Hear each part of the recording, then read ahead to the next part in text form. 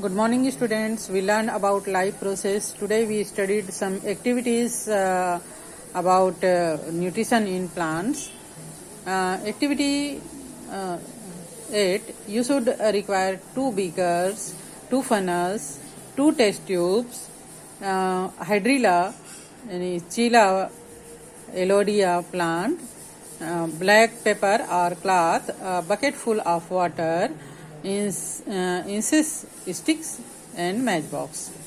हम life process के बारे में पढ़ रहे हैं, जिसमें आज हम प्लांट्स में पोषण के बारे में कुछ एक्टिविटी करेंगे। इस एक्टिविटी के अंतर्गत आपको चाहिए 2 beakers, 2 funnel, 2 test tube, hydrilla या चिला या एलोडिया का प्लांट, ब्लैक पेपर या cloth, bucket full of water, एक मतलब बकेट में वाटर जो है होना चाहिए, और इंसिजेस स्टिक्स एंड मैच बॉक्स की आवश्यकता इस एक्सपेरिमेंट को करने के लिए चाहिए। ठीक है, तो arrange 2 sets of experimental set as shown in figure. The setups have to be arranged under water. Use the bucket full of water for the same. Ensure that the test tube as well as funnel are full of water at the start of your experiment.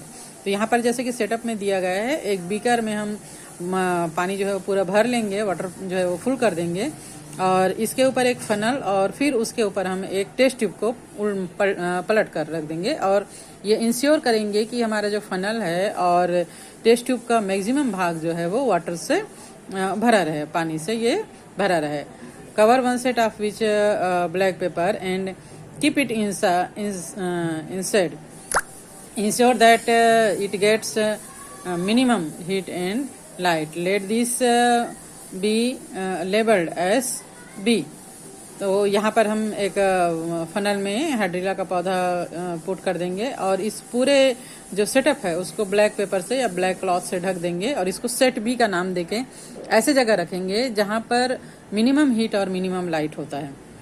Keep the other setup labelled as A in sunlight. और ऐसे ही एक और set हम तैयार करेंगे जिसको हम ए का लेबल दे देंगे, और इसको हम सनलाइट में रखेंगे।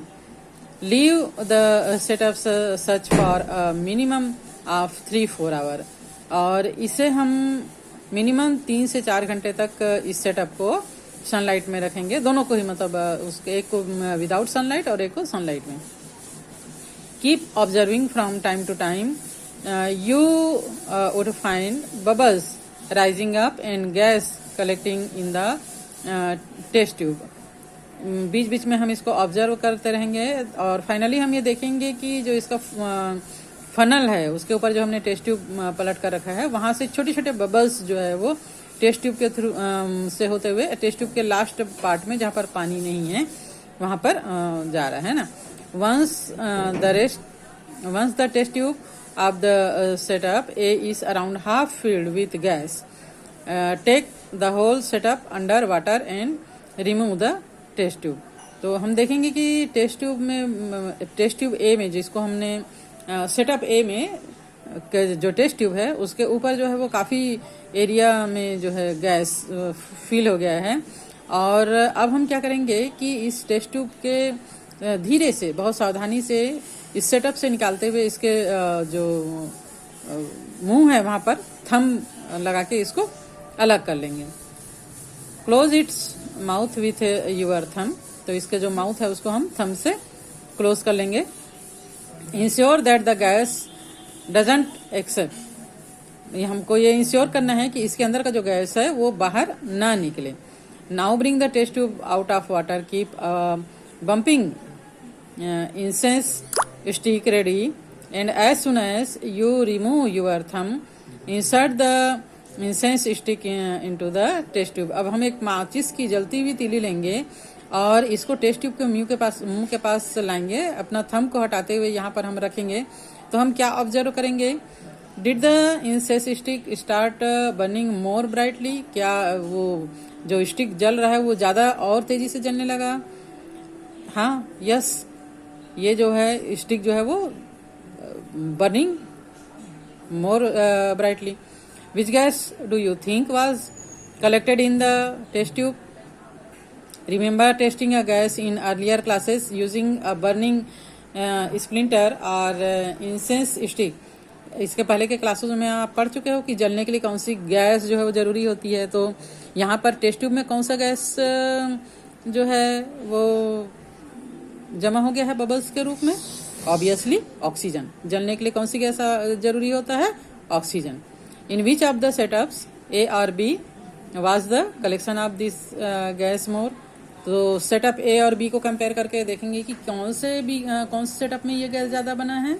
ऑब्वियसली ए सेटअप में ये गैस ज्यादा बना है और बी में, चूंकि ये हमने डार्क में रखा था तो उसमें ये जो गैस है वो नहीं होगा या बहुत कम मात्रा में होगा।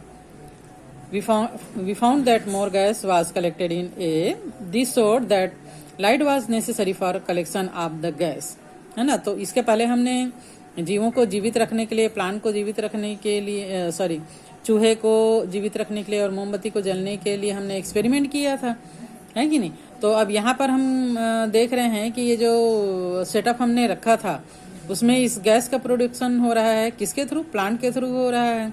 और ये गैस कौन सा है? ऑक्सीजन है। The gas present was oxygen. Presence of which is tested by using a burning increase stick a burning splinter. तो जलने के लिए या श्वास लेने के लिए कौन सी गैस की आवश्यकता होती है? ऑक्सीजन गैस की। We found that sunlight was necessary for production of oxygen. तो हमने ये देखा कि ऑक्सीजन के प्रोडक्शन के लिए जो सनलाइट होता है वो बहुत ही नेसेसरी होता है। हमने ब्लैक पेपर से ढक के रखा था तो उसमें गैस कम बना। दैट मीन्स अगर सनलाइट नहीं मिलेगा तो पौधे जो है वो ऑक्सीजन गैस प्रोड्यूस नहीं करेंगे। This was what engine house had also concluded. तो इंजन हाउस ने अपने प्रयोग में क्या देखा कि जीवों को जीवित रहने के लिए या कंडल को जलने के लिए ऑक्सीजन गैस जरूरी है जो प्लांट्स के थ्रू उनको मिलता है। There is energy in sunlight and it was found that plant could was simple compounds to produce certain complex carbon compounds like pyruvate, glucose, starch, etc. In the presence of sunlight, they released oxygen in the process. Scientists call the process of production of complex substance from simple ones synthesis. तो इस प्रकार इस प्रयोग में हमने देखा कि धूप में रखने से हाइड्रीला का जो पौधा है वो ऑक्सीजन गैस छोड़ता है। ऐसा ही इंजन हाउस ने भी पाया था। तो धूप में जो ऊर्जा होती है, दैट मीन्स जो सनलाइट होती है ना, और इसको यूज करके पेड़ पौधे ऑक्सीजन गैस और कुछ जटिल पदार्थ जैसे कि ग्लूकोज, स्टार्च, आपका पायरुवेट, ग्लूकोज, स्टार्च, ये सभी का फॉर्मेशन करते हैं। सरल पदार्थों से जटिल पदार्थ के निर्माण को वैज्ञानिक जो है वो एक साथ लाना, मतलब यानी संश्लेषण करना, सिंथेसिस कहते हैं। और light depends synthesis was there by called photosynthesis. तो चूंकि ये सिंथेसिस जो है वो लाइट पे डिपेंड करता है, इसलिए ये क्या कहलाता है?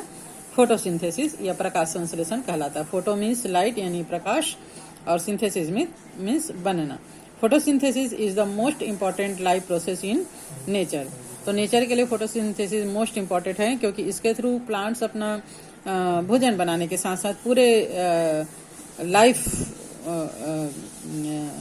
कहना चाहिए कि पूरे जीव जगत के लिए, है ना, लाइवलीहुड के लिए ये फूड प्रोड्यूस करते हैं। Most carbon compounds and the whole amount of oxygen in nature are produced by this process. तो इस प्रोसेस के द्वारा जो है वो एटमॉस्फेयर का मोस्ट जो कार्बन डाइऑक्साइड है उसको अचीव करके कार्बन कंपाउंड का फॉर्मेशन किया जाता है और जितने भी लिविंग बींग्स हैं उनको रेस्पिरेशन के लिए, श्वसन के लिए ऑक्सीजन भी इसी प्रोसेस के थ्रू मिल पाता है। All animals including human essentially require this for the survival. तो जीने के लिए यह गैस मनुष्य के साथ साथ सभी जीवों के लिए ये जरूरी है।